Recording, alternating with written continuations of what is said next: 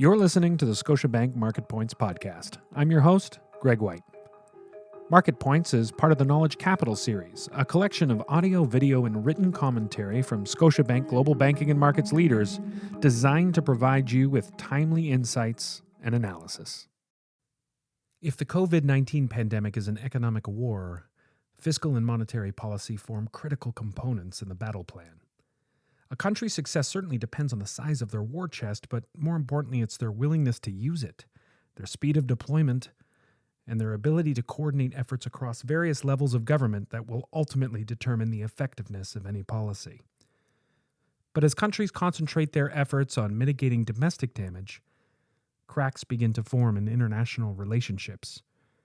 The EU in particular, as three of its largest economies, Italy, Spain, and France, are among the hardest hit regions across the globe. On this episode of Market Points, Juan Manuel Herrera, FX strategist at Scotiabank, shares his thoughts on government and central bank policy effectiveness and winning the fight for our lives and our livelihoods. Hi, Juan Manuel. Thanks for being on the podcast today. Thank you. My pleasure. So you have compiled an incredible amount of research regarding central bank and government policy actions in the major economies in reaction to COVID-19. In terms of strong standouts for you, what policies or countries have taken strong, firm action here? I think that if I were to pick one, big outperformer in terms of the response to the outbreak across the major advanced economies, that would be Canada. I may be biased, but I think the fiscal and monetary actions of the federal government and the Bank of Canada, as well as institutions such as OSFI, the financial regulator, those all have so far been highly comprehensive and coordinated. With these announcements coming on either the same day or shortly one after the other. Of course, there are still some gaps to be filled, but these are unprecedented times, and all countries are playing it by ear, some better than others. And so, just to give you a quick summary of the key points of Canada's response. So the Bank of Canada, it's cut interest rates by 150 basis points to its effective lower bound of 0.25%. So that's matching the cuts by the U.S. Federal Reserve. And so that in turn reduces costs of carrying debt for households and businesses. The BOC has also launched a series of asset purchase programs, which is kind of the first foray into this, out of which the most important is the $5 billion in weekly purchases of Government of Canada securities, which is quite an unprecedented step for the bank. And the aim here is to pump money into the financial system and maintain liquidity. And turning to the federal government, I think the crux is the Canada Emergency Wage Subsidy, which will foot the bill for 75% of employees' wages for companies that have been affected by the COVID-19 outbreak. So what this does is that it prevents this massive increase in unemployment that would result from firms just not being able to keep employees since they just they can't afford their wages. Fortunately, there's still firms that just won't be able to cover the remaining 25%. So the subsidy is not perfect, and this will especially hurt smaller companies, which simply they don't have the financial cushion to keep their workforce steady through the pandemic. I think it also may have come a bit too late. There's reports that 3 million Canadians have filed for unemployment benefits just in the last 3 weeks or so. But on the other hand, you have also some companies that may now choose to rehire employees now that the federal government has announced this program. For example, this morning, Air Canada announced that they would hire back over 16,000 laid-off workers thanks to the wage subsidy. And there are other measures that the government has taken, such as increased employment insurance payments, and I think just all this taken all together, direct spending totals over 5% of GDP. And this is without including any additional lending and tax deferrals, which maybe increase the bill to 10% of GDP. And I think we're still more likely to see more on support for certain sectors, such as the energy or travel industry. And if these containment measures go much longer, I think the federal government will also have to extend the period that this wage subsidy will be in place. So that will definitely increase the bill. I'm curious, do you feel that there's a threshold here, though? I think there's a lot of positive signs in terms of us slowing this down, specifically in Canada. But let's say, hypothetically, it were to keep going as it is. How deep are our pockets really? How long could we support something like this? Luckily, Canada's fiscal position is quite good compared to its peers. So I don't think right now the government should be all that concerned with how much additional spending they're rolling out, whether it's in terms of benefits or subsidies. So in this case, I think it's such an unprecedented event that, and one of the only ways to deal with it is to really hit it hard and kind of not worry about the fiscal bill, because the less the federal government steps in, the longer lasting the economic damage could be. The action of the policies themselves is one thing, and then of course there's the swiftness of implementation. Has Canada performed well in that arena as well? I think it has. I think compared to other countries, especially such as the U.S., Canada, the way the system works actually makes it pretty quick for people to apply for, or say for businesses to apply for this wage benefit, and then this subsidy to come into their bank accounts, or same for unemployment benefit. It seems like the Canadian federal government has implemented a system that makes it very efficient to apply, very quick for you to get the money and the bank via direct deposit. And this will actually help in both keeping people employed, but also for those who are unemployed, to get the quick quick money into their account so that they can pay rent or buy food or all these essentials. What about in terms of through your research? Have you seen the U.S. be strong, or would you consider their policy action or swiftness to take action as not strong enough? And considering America's place on the global stage, how does that impact everyone else, us included? Right. So I think, if I were to look at the various measures that have been rolled out by the governments around the world or central banks around the world, the U.S.'s response, especially on the fiscal side, has been a bit lacking. But that's especially in terms of how long it took the administration and Congress to react, but also in terms of the designs of the policies. There's also problems in Italy and Spain in terms of their response, but a lot of that is through no fault of their own, so that's a different matter.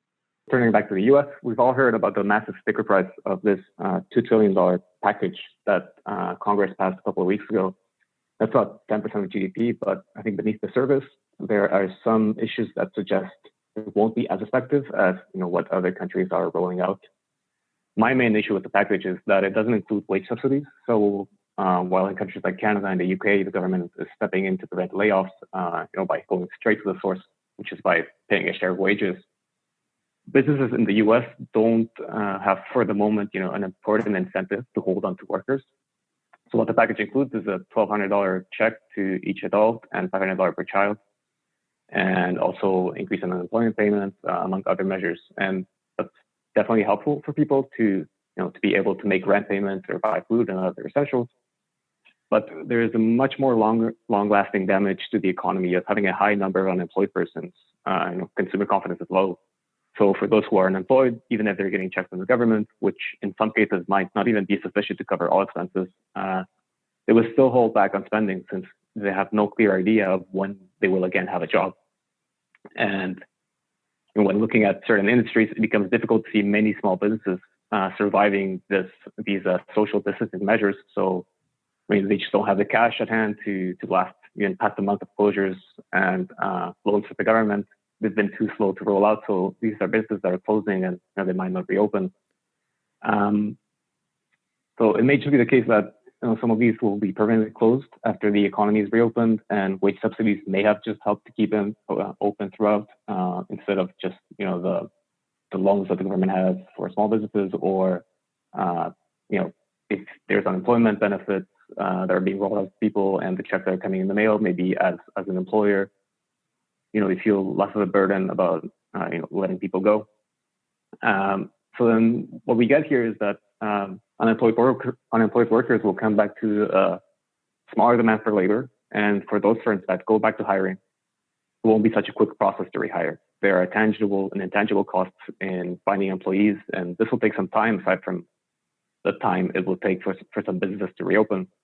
So what this does is it drags on the recovery, and so you end up in this vicious circle where firms aren't hiring because people aren't spending, and so on and so forth. So all of that's kind of surprising considering the talk of how big the stimulus packages are coming out of the United States. And of course, the Fed came out of the gates with huge programs. But I noticed in your research that even in early April, the Fed started to back away from some of their programs. Is that a little too early? Can you walk us through what they've been doing lately? They've really thrown the kitchen sink of the outbreak. The Fed's cut its policy rate to zero lower bounds and to emergency intermediate steps.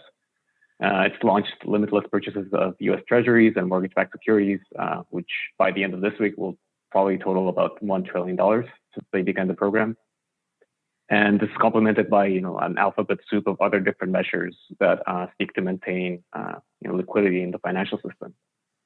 But back to the pace of treasury purchases, the Fed just can't keep going at the pace at which it started, which was $75 billion of treasuries per day.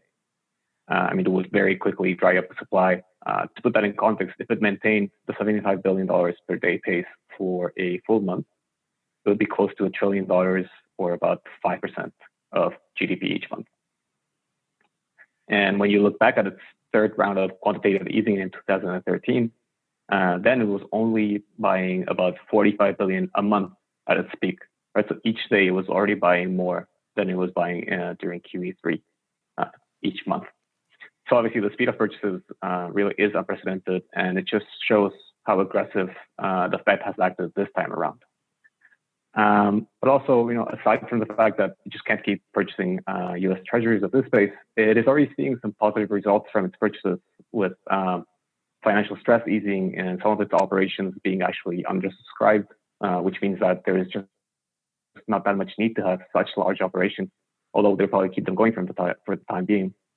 Of course, if at any moment they see that, market dislocations are back, they have the capability to, again, ramp up purchases.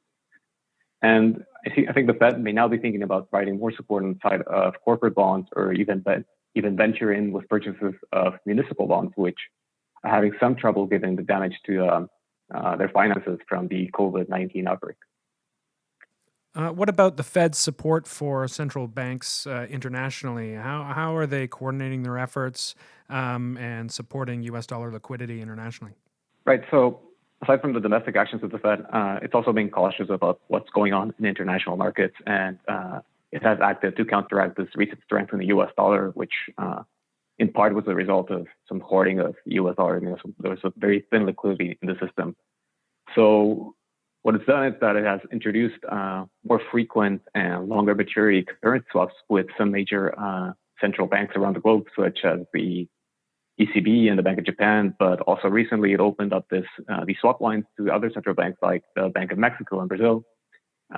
All this to improve USD liquidity to keep the dollar from strengthening much more.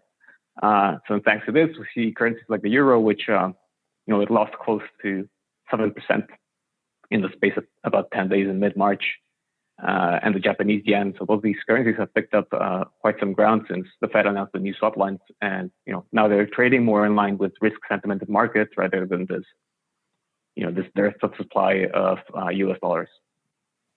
So how would you grade the Fed right now if you were a school teacher grading the Fed? What letter grade would you give the Fed? Lots of homeschooling happening right now. If I were to grade the Fed, I'd say if I were to grade the Fed, I think it's done a pretty good job. I give it an A minus. Maybe it's been slow to get going on certain programs. Maybe it should have recognized earlier that the pace of purchases should have to be faster than what they had originally announced, which was only $750 billion in treasuries and mortgage-backed securities. So I think as this is, it's an ever-changing landscape, and I believe the Fed has reacted. It's maybe a bit slow to it, but it has reacted well. Now, what about if we take ourselves across the Atlantic? What about the Eurozone, and how are they helping some of its most hardest hit economies? I think, in a nutshell, they probably have not. I mean, as a whole, they've probably not done enough.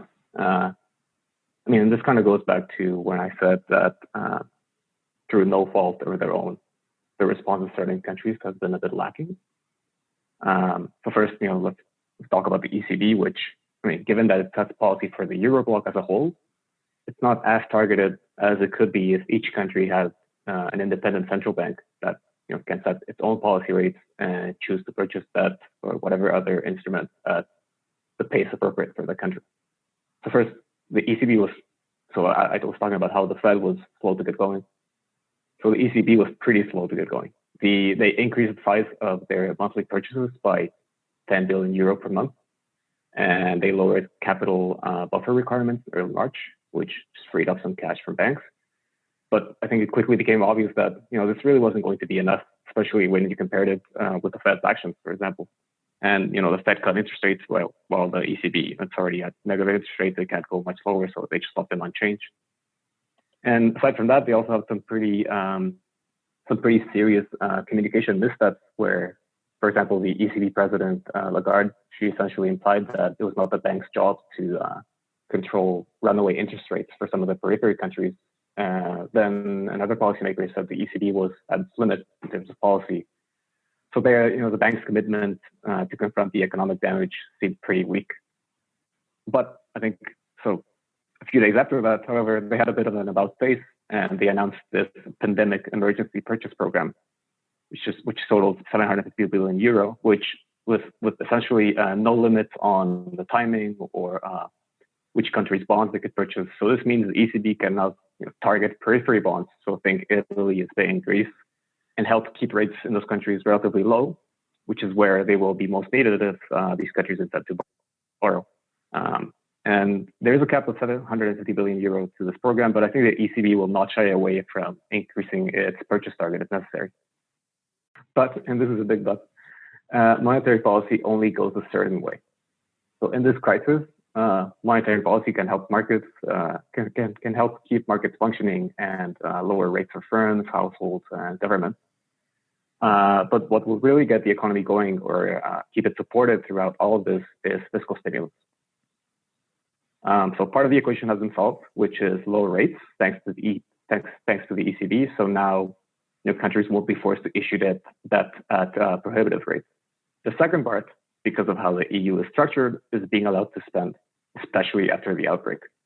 And this is where the Eurozone has run into issues. So due to EU rules, governments are forced to keep an under 3% of GDP budget deficit and maintain public debt under 60% of GDP unless they face economic sanctions if they don't meet some financial restraint objectives. Now, in Italy and Spain and other periphery countries, the wound of the austerity measures that were imposed on them after the financial crisis is still quite fresh. So while they would like to spend to get the economy going, they're afraid of going through that whole ordeal once again, which without a doubt would lead to a much slower recovery in those countries from the crisis than it did in countries such as Germany. And so I think there's no doubt that to come out strong on the other side of this, fiscal stimulus will be key, and more so in those countries that are taking the hardest hit of the outbreak. So we're seeing this tension build around borrowing between Eurozone members.